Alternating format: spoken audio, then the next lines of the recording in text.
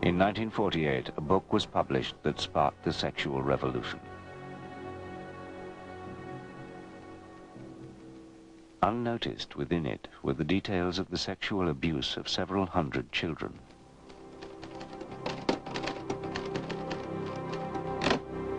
Who were these children? Who were their abusers? And how did the world's most famous sex scientist come to use the details of these sexual assaults as evidence of children's sexuality?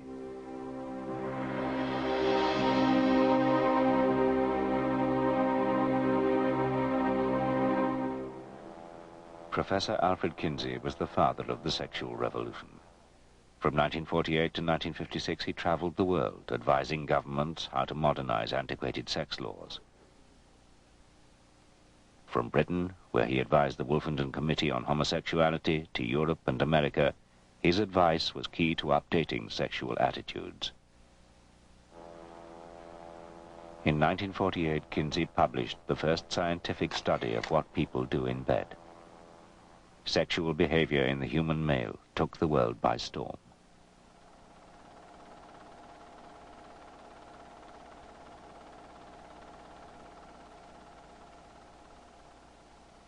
When the book came out, it simply hit America. It was compared to the atom bomb. People were rushing out to buy it. It sold something like 300,000 copies for a book almost twice as expensive as the ordinary book, and certainly 5 times as fat. All the papers had it, either in the front pages or very, very big in the middle pages. All the magazines, Life, Time, had 6 or 7 page spreads about him. Before Kinsey, America had a schizophrenic attitude to sex. No matter what they did in private, in public, its citizens adhered to a strict moral code.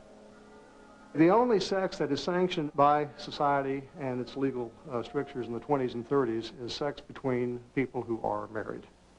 And even then, there's some interesting, and arcane laws about even husbands and wives. One of my favorites from Northwood, Arkansas, that man and woman, even if they're married, mustn't laugh while they're having sex, because, that's sex is serious business. Oh, the sexual climate in those days was, well, to put it gently, repressive. Everything was illegal except wet dreams. And so, well, if you had premarital intercourse, that was labeled fornication. If you had extramarital intercourse, that was adultery. Of course, homosexuality was taboo completely. So was animal contact. If you tried petting, you had to be very careful of the age of your partner, or you would be contributing to the delinquency of a minor. You also had to watch your techniques. If there was any mouth-genital contact, by definition, that was sodomy. Literally, as Kinsey once said, if all the sex laws were rigidly enforced, about 90% of the males would be felons. Kinsey's book challenged most known views on sexual behavior. From masturbation to adultery, homosexuality to bestiality, Kinsey's patient research appeared to reveal the reality of America's sex life. We took sex, you might say, out of the closet. We made it possible to discuss sexual matters in the home, in the office, in schools, and even in the media. We sort of broke the taboos. The research was based on the biggest survey of sexual attitudes and behavior ever undertaken. Kinsey invented a highly detailed, confidential questionnaire. His researchers had to learn the complicated code, which encrypted both questions and answers. Paul Gebhardt was a senior member of the team. Frankly, it was a damnable thing to memorize, and Kinsey forced us to memorize it. He wouldn't let us keep a little guide or cheat sheet or something. We had to memorize it verbally.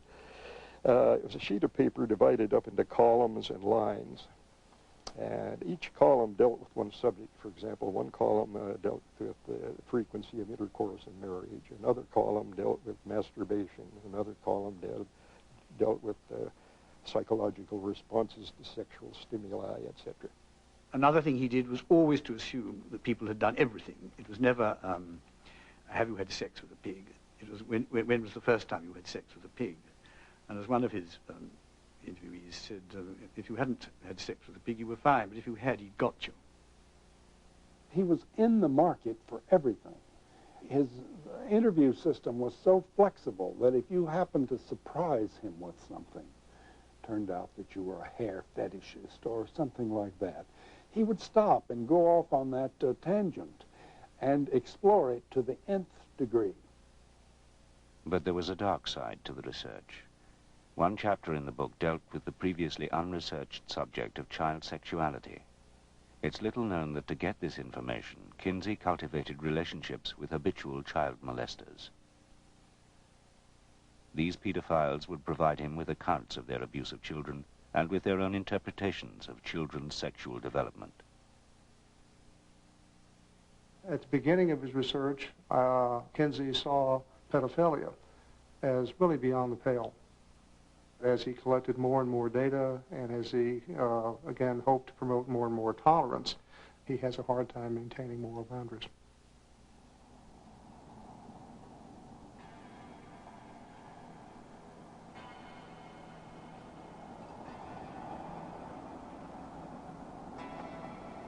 In June 1944, Alfred Kinsey left Indiana on an 1,800-mile trek across the southwestern United States. He was going to a clandestine meeting with a man who was to become his prime source of information about child sexuality.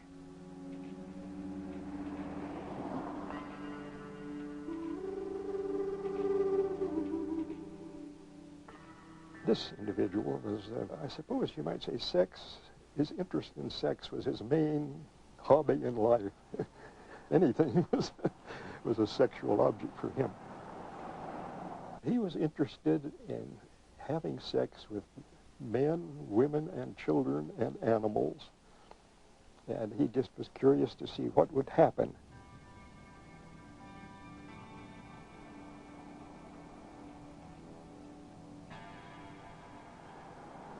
His first sexual contact was overt intercourse with his grandmother. He had looked up his family tree. There were 30, I forget how many, 33 or 38 members. He had had almost all of them. He had had intercourse with hundreds upon hundreds of males and females of every conceivable age. My memory is that it exceeded 600 for both boys and girls, and we haven't yet got to maturity.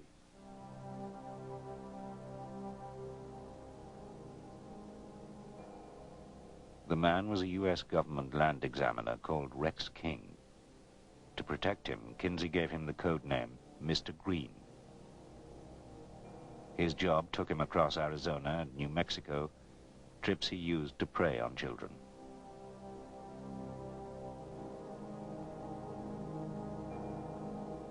He molested at least 800 boys and girls, recording the details in explicit handwritten diaries.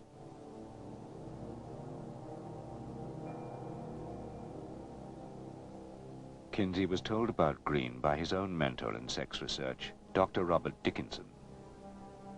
Dickinson had collaborated with the paedophile for several years and taught him how to record his child abuse in scientific detail.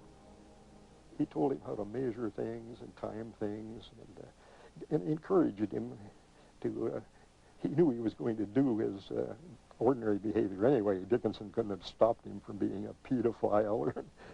But he said, at least you ought to, do something scientific about it, so it won't be just your jollies, it'll be something worthwhile to science. So he gave him some training by letter and correspondence.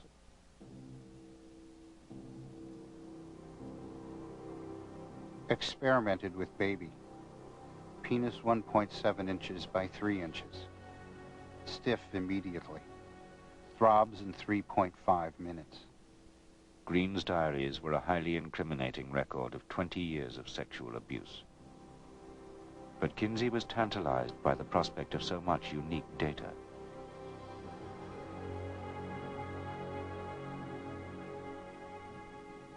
I congratulate you on the research spirit which has led you to collect data over these many years. Everything that you've accumulated must find its way into scientific channels. Kinsey worshipped data. Anyone who could contribute to his aggregate data had a very high place in his, pantheon of heroes. And when Kinsey learned about this material, he saw it as a gold mine, as a scientific gold mine that would provide information in an area about which science knew very, very little. Kinsey met Green at a secret location in Arizona. Because of the illegal nature of their contents, Green had buried many of his diaries in the desert. Kinsey persuaded him to retrieve them and pass them on to him.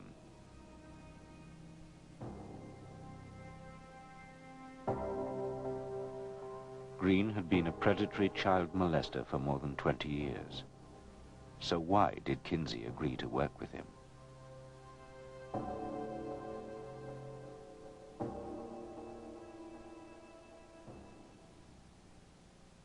Clarence Tripp was one of Kinsey's closest associates. Even today, he defends Kinsey's involvement with the pedophile.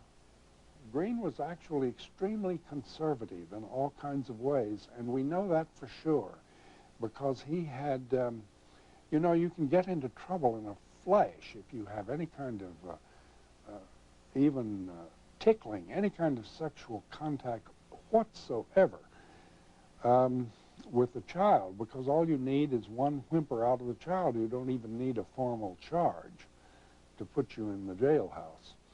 Well, here's this man with hundreds of contacts. There was never a charge against him. He was never arrested for anything. All the children thought he was wonderful. All the mothers thought he was wonderful.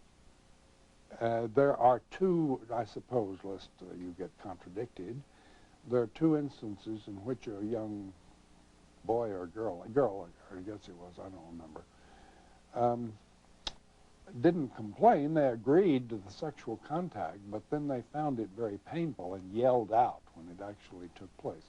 This was because they were very young and had small genitalia, and Green was a grown man with enormous genitalia, and there was a fit problem.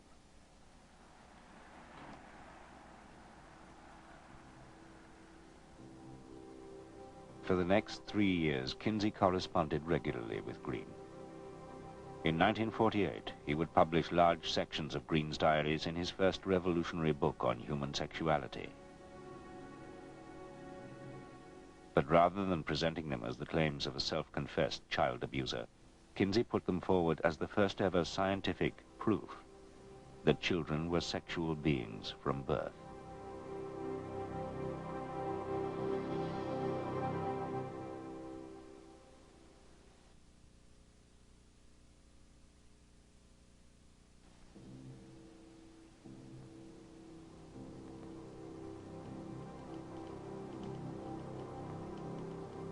When, in 1948, Alfred Kinsey's Sexual Behavior in the Human Male became an instant bestseller, no one seemed to notice the contents of Chapter 5. In it, Kinsey reproduced sections of the pedophile diaries he had received from Mr. Green. First, and with no independent corroboration, he published verbatim Green's detailed descriptions of what the pedophile claimed were orgasms experienced by the hundreds of children he had abused. Extreme tension with violent convulsion, often involving the sudden heaving and jerking of the whole body, groaning, sobbing, or more violent cries, sometimes with an abundance of tears, especially among younger children. If you read those words, what he's talking about is kids who are screaming, kids who are protesting in every way they can the fact that their bodies, that their persons are being violated. The individual in question, I think, harmed in serious ways a large number of young people. Green had also carried out what he claimed were scientific experiments to determine the age at which boys were first capable of orgasms. For the experiment, he masturbated 317 infants and children from 2 months to 15 years old, recording which ones achieved what he interpreted as orgasms. Kinsey reproduced this as Table 31. In Table 32, he laid out the time it had taken Green to bring each of these children to these so-called orgasms. Green also claimed that his experiments proved that, given sufficient adult stimulation, some of the boys were capable of multiple orgasms. Again, with no way of checking the claims, Kinsey simply reproduced them as scientific fact. Finally, in Table 34, Kinsey set out Green's notes on the time it had taken him to masturbate the children to multiple orgasms. The average interval between the first and second climaxes ranged from less than 10 seconds to 30 minutes or more. Even the youngest males, as young as 5 months in age, are capable of such repeated reactions. The table suggested that some children, including a 4-year-old boy, had been masturbated over a 24-hour period. In his book, and based primarily on Green's information, Kinsey claimed that children could, with the assistance of an experienced adult, enjoy sexual activity from the moment they were born. It was a revolutionary claim that overturned all previous scientific knowledge about the development of child sexuality. But the claim and the experiments that lay behind it have alarmed Kinsey's critics, particularly those who campaign for a return to traditional values. We have a whole chapter here in which children have been tortured for this so-called scientific data. And this is the calculations of those abuse data into tables to promote this as scientific to the world. An assessment of these data suggests that at minimum 317, at maximum 1,200 and some boys were being sexually raped around the clock using stopwatches. Because of its illegal origins, Green's material was a closely guarded secret. Only a trusted inner circle knew of its existence. It was illegal, and we knew it was illegal, but it's very important for people to study childhood sexuality. In other cultures, anthropologists can sometimes do this, but in our culture, it is because of our insistence that children are non-sexual, studying childhood sexuality was essentially impossible, except, for this case like Green. And so he contributed a fair amount to our knowledge of, and when I say our knowledge, I mean medicine's knowledge of sexuality in children. Yeah. But some of Kinsey's team questioned both the morality and the scientific validity of using the material. Well, when I saw the table on time to orgasm when infants are stimulated, carried out to the fraction of a second, I thought it was an absurd page in science. But to actually stand there with a stopwatch and have somebody or oneself stimulate the infant and time it to the split second was simply so gross that I didn't feel it had a place in a scientific book.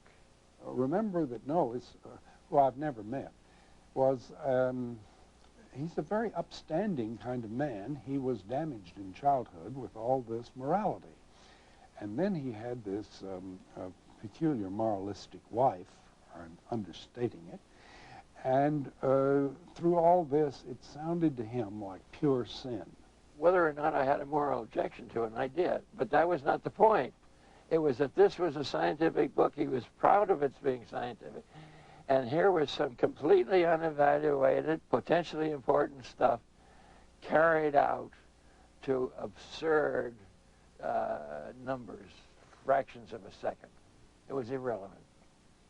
It was unworthy of him as a scientist. 50 years after Kinsey first published Green's Paedophile Diaries as scientific fact, the Kinsey Institute has been forced to defend his involvement with pedophiles. Director John Bancroft accepts that the scientific reliability of Green's diaries was dubious, but believes Kinsey was justified to make use of them.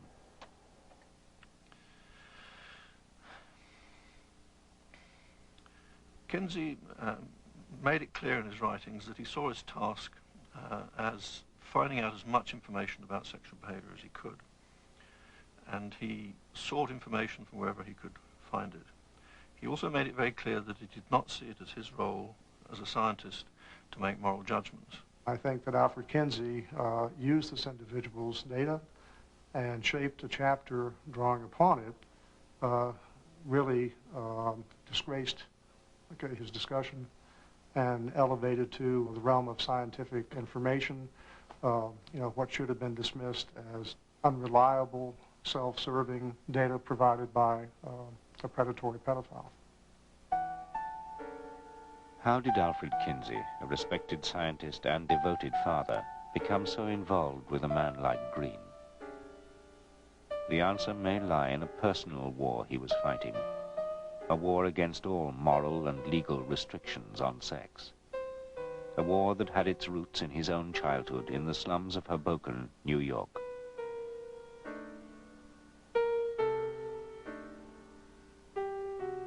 His parents were very poor, and Kinsey's life was dominated to begin with by poverty, very religious, repressive, not just sexy in every way, drink, smoking, Methodist religious background. The family was almost friendless. They were so religious. There are examples of him praying to be allowed to stop masturbating. He remained religious until into his 20s. He then lost his religion, and he turned with fury on religion. He thought it was hypocritical. The repression, the frustration, sexual frustration he experienced as a result of his father's strictures, that anger remained with him all his life. Kinsey's close colleagues believed that this anger fueled his research. To carry out the research, Kinsey believed his key staff needed personal experience of a wide variety of sexual behavior. To ensure this, he encouraged them to have sex with each other. One night, Kinsey said, "Why don't you come down to my room?"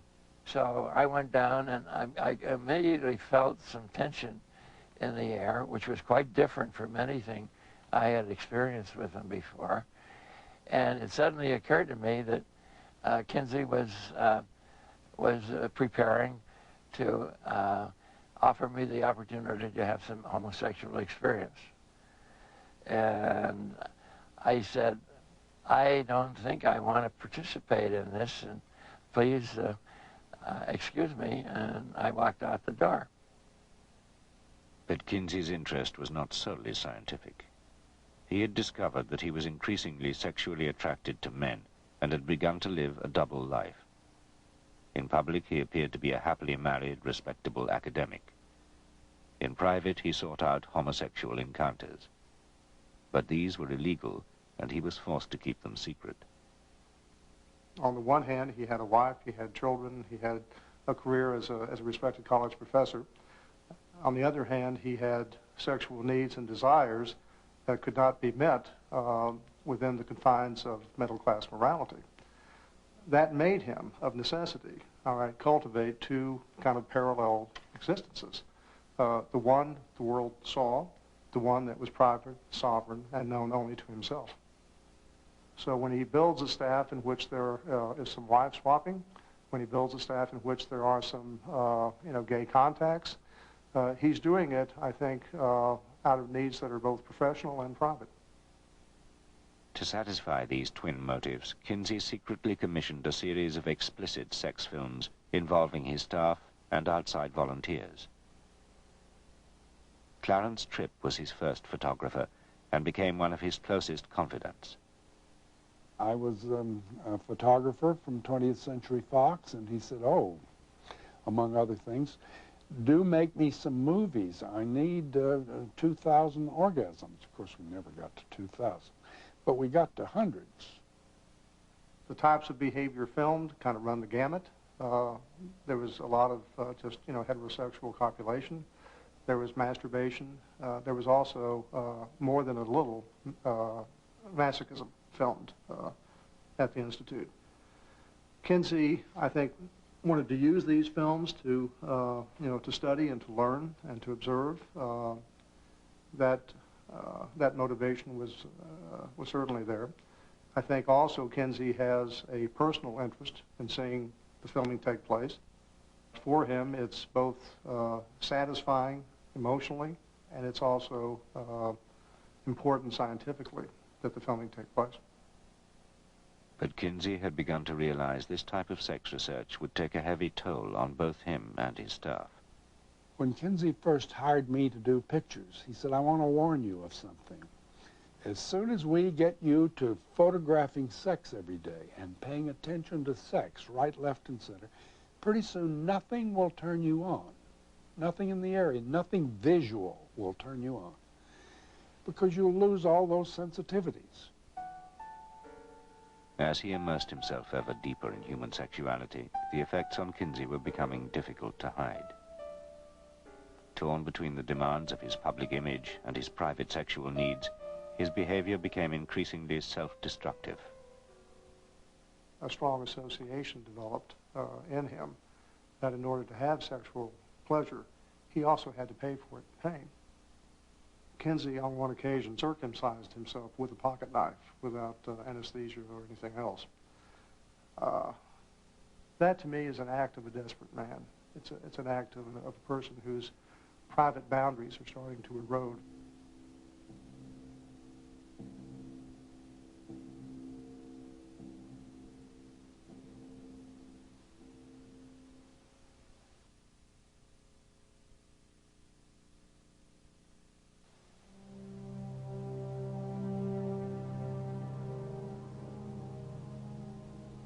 In 1947, Kinsey sent the final proofs of his chapter on child sexuality for approval by the paedophile he codenamed Mr. Green.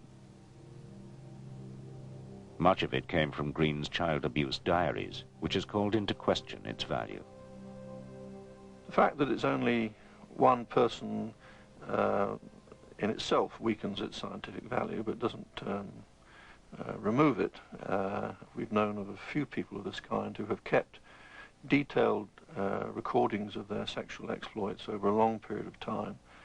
To some extent, they may feel that they're justifying their sexual behavior in the process of documenting it. And I think one has to be rather cautious about accepting their information just at face value. Kinsey's critics say that whether or not the material was scientific, he should have reported Green to the police. But the Kinsey Institute rejects this. It's inconceivable that one could do research in that way, give people guarantees of confidentiality, and then when they've given you the information, say, well, I'm afraid I'm going to have to report you to the police. That would be immorality in my book of the highest order. Some of Kinsey's other defenders claim that Green had long ceased to be an active child abuser by the time he met Kinsey, and so there was no need to report him to the police. But the Kinsey Institute refuses to release Green's diaries, which could corroborate this. Only trusted Kinsey supporters are allowed access to them. By convincing them that I was not against Kinsey, but concerned to find out what he was really like, and as they got used to me and realized that I was honest and sincere, I did finally get into, I think, everything I could reasonably have expected. But Jonathan Gaythorne Hardy's notes, taken during his access to Green's diaries, suggest that the paedophile was sexually active until 1954, more than 10 years after he first met Kinsey.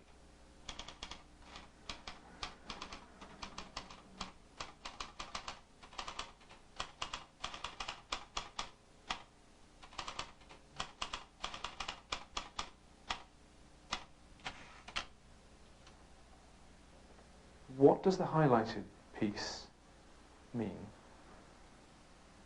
Yes. Well, you see, he may have done, but the thing is, Kinsey didn't use that information. It's quite possible that Green went on, in fact, I'm sure he did, went on having sex with everybody until then. But that was long after Kinsey had got the journals. Kinsey's critics believe his involvement with Green was morally indefensible. especially because the pedophile was probably still sexually abusing children. The only justification for defending Kinsey was that all this happened before.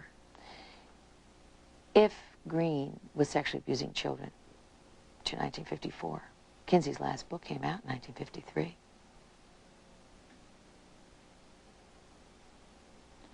That certainly would mean that all of that violence and all of that abuse was going on throughout the entire time Kinsey was collecting these data.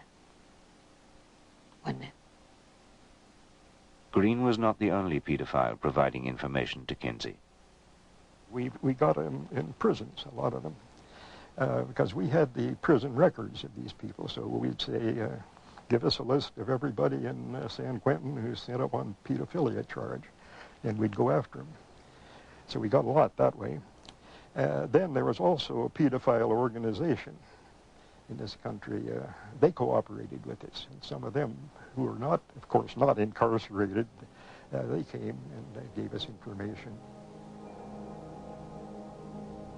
Not all of the pedophile information arriving at the Kinsey Institute in Indiana came from within America. There was a man in Germany who was a pedophile, and he wrote Kinsey. And he was interested in information about pedophilia, and he offered his own case history. Of course, Kinsey couldn't go to Germany to get it, but he wrote him questions in a letter, and they carried on quite a correspondence. And we were learning some interesting things about pedophilia in Germany, you might say. The pedophile was Dr. Fritz von Baljusek, a former senior Nazi Party official. Before the war, he had been a stormtrooper. During the war, he had commanded a ghetto in an occupied Polish town. During all this time, and in the years that followed, he sexually abused hundreds of pre-adolescent girls and boys. He recorded the details in pseudo-scientific diaries in which he claimed to have masturbated and penetrated the children to assist their sexual development. At Kinsey's request, von Baljusek sent his diaries to Indiana. But then one of his victims was murdered. So the police were looking for pedophiles, and they ran across him and decided he was probably the murderer. And so as they went through his possessions, they found in his correspondence with Kinsey. So they said, aha, Kinsey must know all about this man. We've got to have Kinsey's testimony and whatever records this man sent to Kinsey. So they got Interpol, International Police on the thing. And they even involved the FBI and some other things. And they put an enormous amount of pressure on Kinsey to reveal this guy's, this stuff he sent. And he was also keeping a sexual diary, and they wanted his diary badly. And so Kinsey said, absolutely not. This is completely confidential, and you're not going to get it. We'll destroy it before we let you have it. Von Baljusek was never charged with murder, but he pleaded guilty to sexually abusing more than 30 children. At his trial, the judge criticized Kinsey for failing to report such an active pedophile to the police. It is a criticism the Kinsey Institute rejects. I think people have got to ask themselves the question, do they believe that research into sexuality should be done or should not be done? Particularly research into sexuality which might be, in some sense, illegal. But if the cost potentially is more children at risk of abuse, can that cost be justified? Consider the cost of remaining in ignorance. Unless we know about these behaviours, we'll be in a much worse position than if we have more information about them. That was Kinsey's view.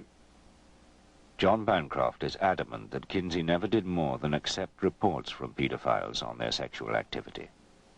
Kinsey didn't ask anybody to carry out any particular form of sexual behaviour. He simply asked them to let him know of their experiences that they'd had. But at von Baljusek's trial, an exchange between the judge and the paedophile seemed to suggest otherwise. The judge said, I had the impression that you got to the children in order to impress Kinsey and to deliver him material. And von Baljusek replied, Kinsey himself asked me for that. If the judge's impression was correct, and if von Baljusek was telling the truth, it would be evidence of Kinsey's involvement in ongoing child sexual abuse. It tells me that von Baljusek, who was not a sex researcher, got his directions as to how to do the, quote, scientific part of the research from Dr. Kinsey, that he was directed. Over the years, people have used their contacts with Kinsey in a variety of ways, and it's not surprising that if someone's being charged with an offence, if they can bring Kinsey's name in, they will do, in the hope that it might mitigate their case. But Kinsey was not responsible for what that man was doing, nor did he encourage it. The key to resolving Kinsey's involvement with child sexual abuse is in von Baljusek's diaries, but the Kinsey Institute refuses to release them. However, for more than 15 years, Kinsey appealed to people of all sexual orientations to send him information. In at least some of these appeals, he seemed prepared to give instructions on how to record their sexual activity. Persons who have kept calendars or who are willing to begin keeping day-by-day calendars showing the source and frequency of their sexual outlet are urged to write to us for instructions. So many people responded that the Kinsey Institute has never been able to catalogue their material, and today has no idea who sent in which diaries. But the Institute says it has long been expecting to hear from someone claiming to be a victim of Kinsey's paedophile correspondence.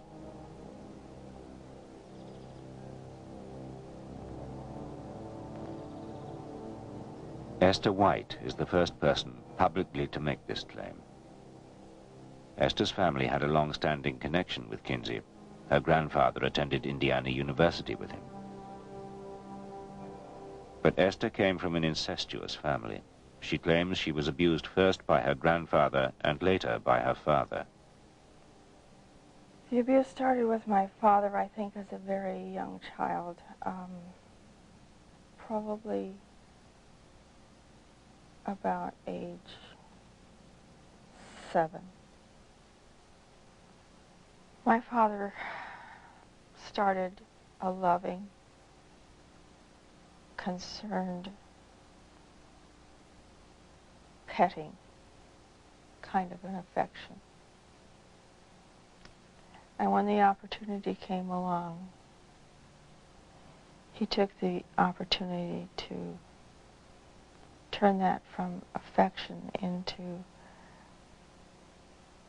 what he called affection and love, into a sexual relationship, intercourse, oral copulation,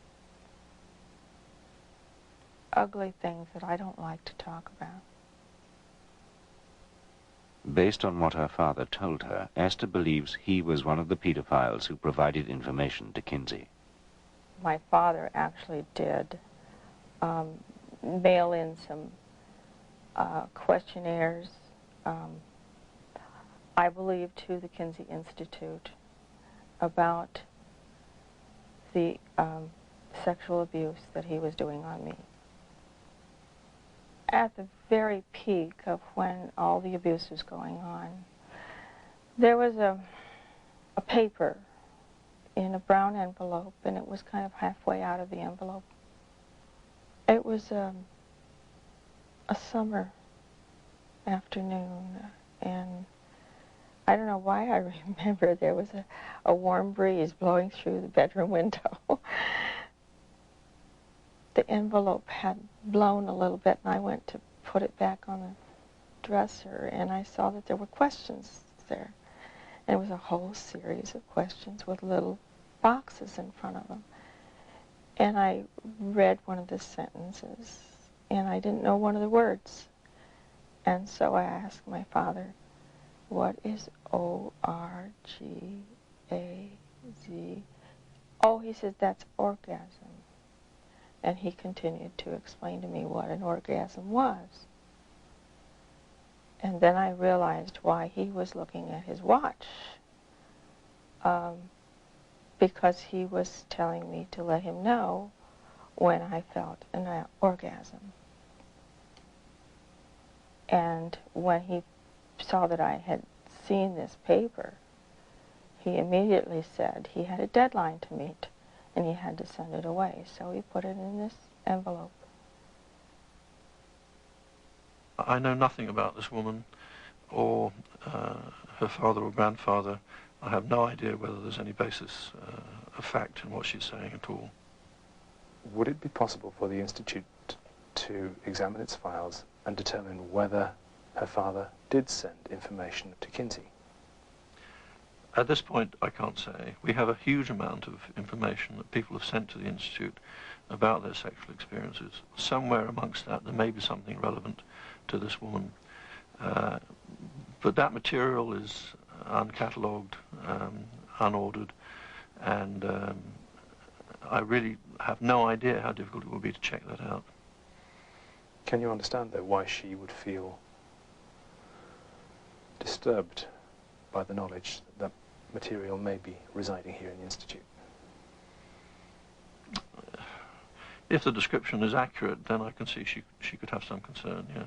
But she can also rest assured that the material will be treated with great confidentiality. And we will never reveal the identity of anybody involved to anyone else. But from what her father said about Kinsey, Esther fears the details of her abuse may have been used in his second book, Sexual Behavior in the Human Female. In a section dealing with sex between adults and children, Kinsey claimed to have evidence that children can enjoy abuse. The adult contacts are a source of pleasure to some children, and sometimes may arouse the child erotically and bring it to orgasm. It is difficult to understand why a child, except for its cultural conditioning, should be disturbed at having its genitalia touched.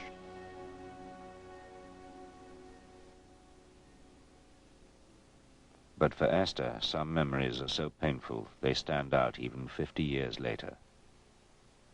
My school was going to have a little operetta. When I got on stage, I was so scared because I knew what was going to happen on the way home. My father put me in the back seat and, of course, continued to sexually abuse me. But I looked out the back window and there was a gorgeous, beautiful moon and stars. And it's very difficult to say.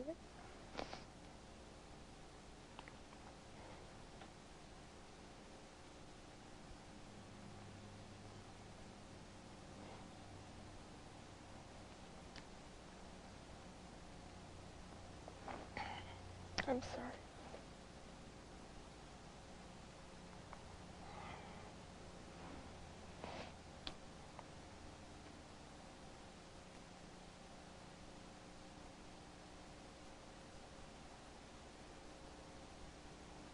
It was a very painful memory to remember. But I was crying so hard that the tears were running into my eye, out of my eyes and down into my ears. And I was crying and my sinuses were so filled up I couldn't breathe. And my ears were filling up with water. And I just had a fear, I'm going to die.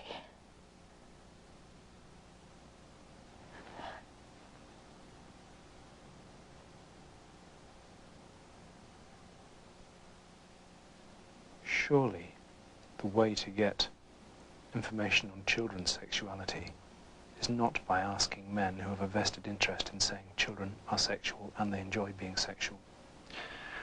Nobody has said that the best way of getting information about childhood sexuality is by talking to paedophiles. Kinsey didn't say that.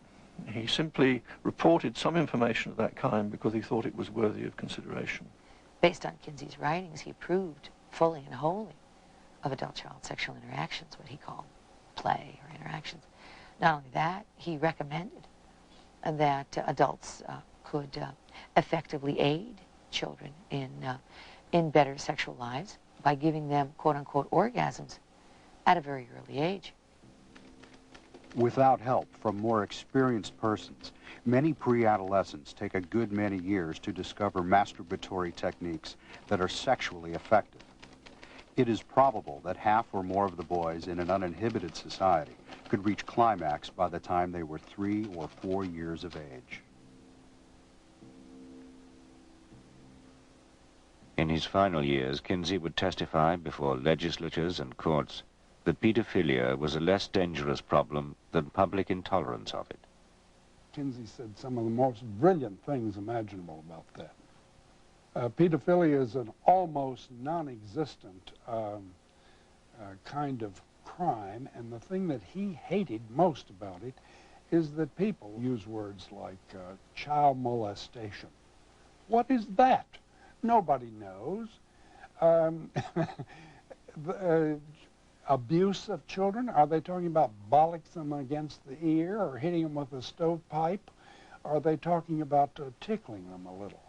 Are you talking about fondling? You're going to put fondling and death attacks in the same group? As Kinsey said, by this kind of paranoia, you do the child more damage for life than all the pedophiles in the world would do.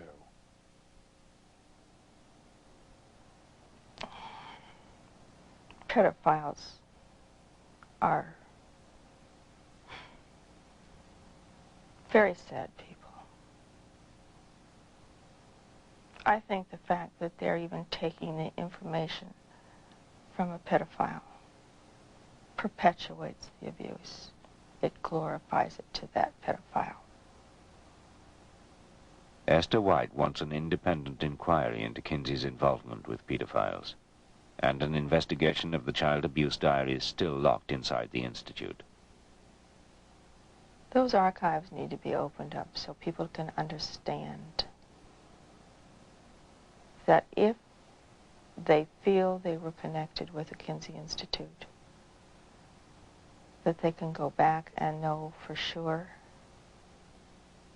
But Kinsey's surviving colleagues say their original promises of confidentiality make this impossible. We were asking people to put their careers and their marriages on the line by talking to us. To ask them to place that much trust in us, we had to be absolutely trustworthy. We were willing to go to jail if need be, or destroy the records if need be. We've thought about that on several occasions. What, destroying the records? Yeah. Because I even thought about it recently when some of the politicians started getting interested in the Institute. There was a senator from Texas that wanted a congressional investigation of the Institute and its records. Then there was a local senator in Indiana, Burton. He wanted the Institute investigated. You know, they all said, oh, you probably have, case histories of sex criminals, and we'd like to get those records so we could catch these people, that sort of thing. And when they start talking like that, then we seriously think, what would happen if we started facing court orders, or if search people came in with a warrant to seize what we had? Yeah, so we've made precautions. What sort of precautions? I mean, all we have to do is destroy the code and some card files. That does it. Then the case histories are absolutely unreadable. The Kinsey Institute says it will not destroy its records. It is republishing both of Kinsey's original volumes, including all the material provided by pedophiles. They're going to be republished. I would like to stop that. I don't know how to do it, but I would like to do that.